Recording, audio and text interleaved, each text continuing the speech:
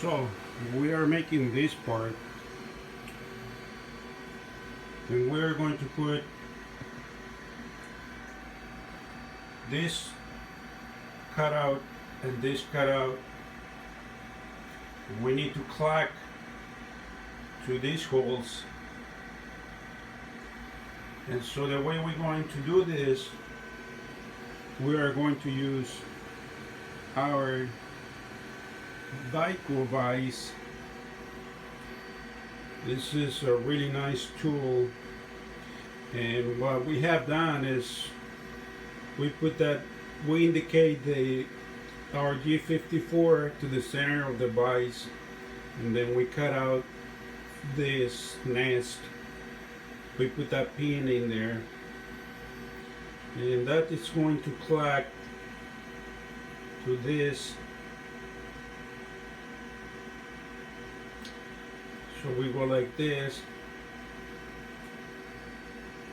and we simply put it in there. We come out and close.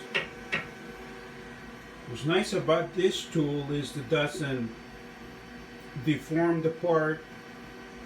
It keeps it in place really nice. We can clack anything because this travels exactly on the y-axis by indicating on this surface here, and it keeps our parts really clean. We don't bend them, and if the part is big or small, it doesn't matter. The center, it's always the same. So it's really nice tool. It's really good to have. It's really nice. I recommend it 100%. This is how the part looks after we machine. As you can see, we put this and this here. Now if we want to save these jaws for this job, we can do that.